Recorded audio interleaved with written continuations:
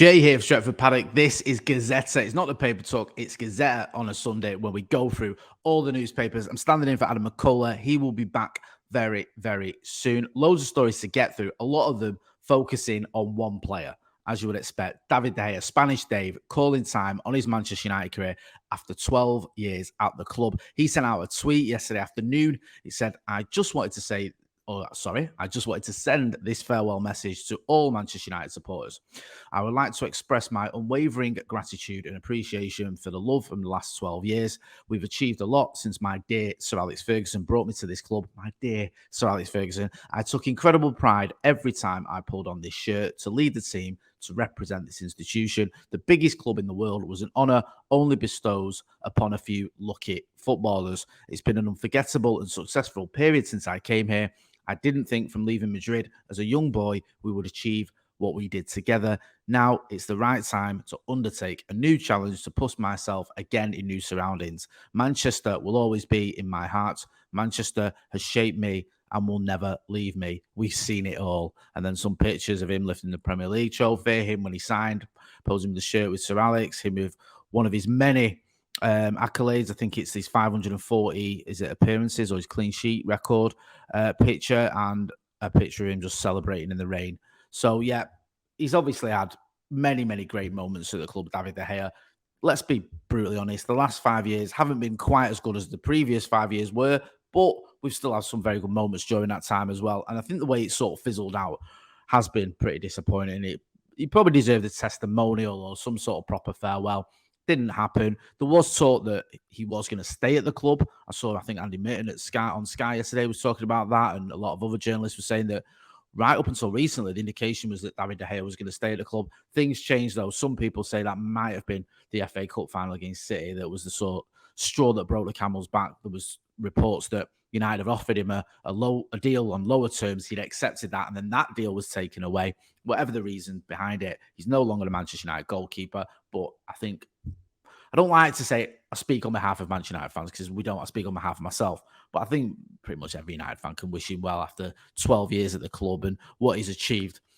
So most of the stories this morning on the back pages are looking at that. It says comings and the goings on the back of the Star. Now, what that's talking about, and this isn't the only paper to mention it, is the fact that De Gea says bye-bye as Inter Lloris to replace Onana once OT switches final. So they're saying that there's going to be a little bit of a merry-go-round here. And it's not the only paper that's saying it. You see it on the People as well. That was the Star. The People are saying it.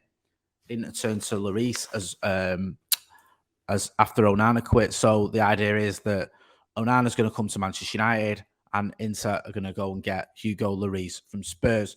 Kind of makes sense, to be honest with you. I think Hugo Lloris could probably do a job for Inter Milan. I'm not a big fan of Lloris, to be honest with you. It's weird, isn't it? Because he's a World Cup winner and got to the World Cup final in his last 2 World Cup appearances.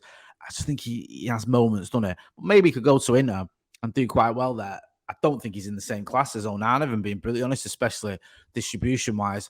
But who knows? Be interesting to see how that pans out. One thing is for certain, Onana to United now is just a matter of time. Everyone reporting that. I've seen it in the Manchester Evening News. I've seen it in other places saying that basically it's going to be a matter of hours, I think, is the latest report. 72 hours, a lot of people indicating. Fabrizio Romano, of course, has been all over this story since day one, and he's been tweeting again, giving updates over the last sort of couple of days. I think it was yesterday afternoon, I think.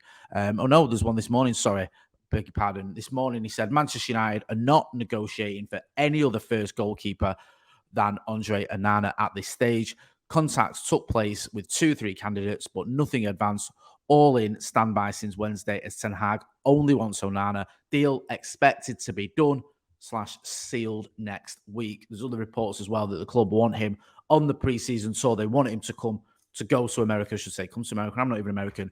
We're going to be on the tour. Make sure as well you're subscribing to the channel. Hit that subscribe button. I want to get to 800,000 subscribers. With your support, we can do it. We're going to be over in America. We've got loads of great stuff planned. So we'll see you guys over there joining in as well and linking up with us where you can. And if you're not, then don't worry. You can still check out all the content we'll be putting out from the US tour. There you go. There's another story there. I think this is in the Mail about David De Gea. Loads of the back pages, loads of the inside the papers talking about this. There's other story there that I wanted to look at, and this is about Edwin van der Sar. You probably saw the sad news that Edwin van der Sar is suffering from bleeding on his brain. Sorry. There's a piece there about it. It says that Edwin van der Sar remains in a stable condition after suffering bleeding around his brain. The former Manchester United and Holland goalkeeper at 52 was admitted to intensive care in Croatia on Friday after he was taken ill while on holiday. Listen, I'm sure I keep saying this. I don't want to speak about United fans, but I'm doing it. Every United fan will wishing Edwin van der Sar well. Horrible news. Hopefully he's stable. Hopefully he makes a full recovery. For me, the greatest goalkeeper I've ever seen play for Manchester United. Regardless of whether you agree with that opinion or not, you can't deny the fact that he's been an absolute legend for us, what he's achieved, numerous leagues and the Champions League. Very, very well respected in world football and obviously by Manchester United fans, and we hope and wish him well. There's another story here I wanted to look at as well, if we can find it. It looks like, this one, I think, says the glove affair. This is in the Express. I can just open this up. Forgive me.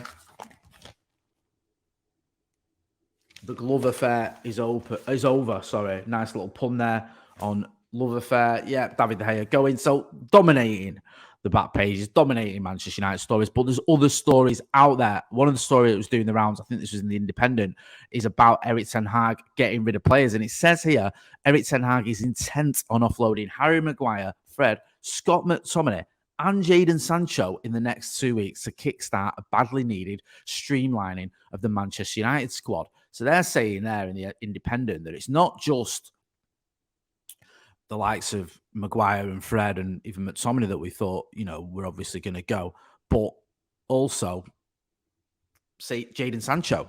So that'll be interesting to see whether that happens, because Jadon Sancho is a weird one, isn't it? Because some people think, oh yeah, maybe he's going to go.